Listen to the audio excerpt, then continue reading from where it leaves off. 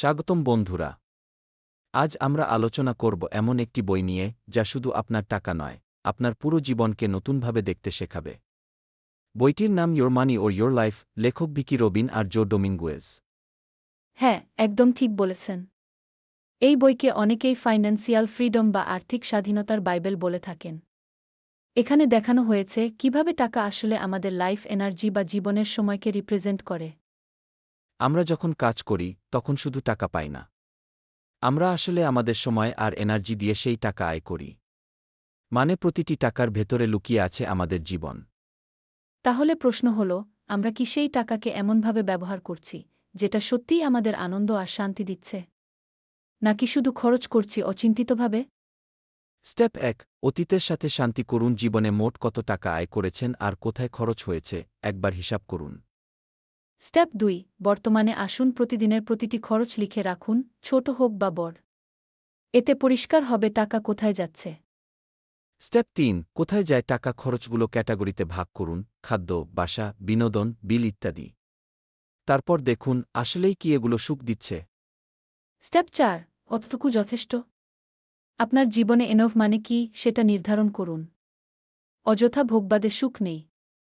Step ৫, আসল ঘণ্টা প্রতি আয় বের করুন। অফিস যাতায়াত, কাপড়, খাওয়া সব হিসাব কেটে বের করুন আপনার real hourly rate. Step ৬, value based খরচ করুন। প্রতিটি খরচের আগে নিজেকে জিজ্ঞেস করুন, এই টাকার বিনিময়ে আমি কি সত্যিই খুশি হব?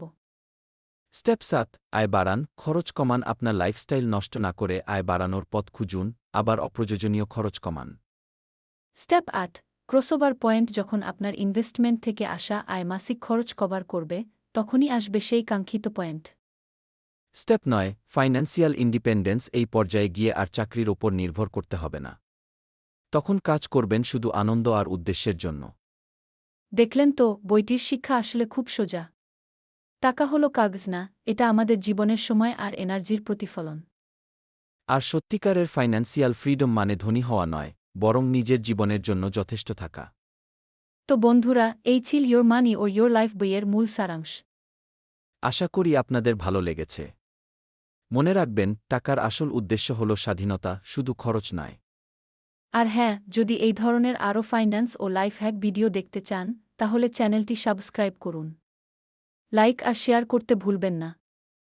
আপনি চাইলে কমেন্টে লিখে দিতে পারেন কোনো বইয়ের সারাংশ পরবর্তী ভিডিওতে দেখতে চান। আমরা সেটাও কভার করব। মনে রাখবেন, টাকার আসল উদ্দেশ্য হল স্বাধীনতা, শুধু খরচ নয়। ধন্যবাদ বন্ধুরা, দেখা হবে পরের ভিডিওতে।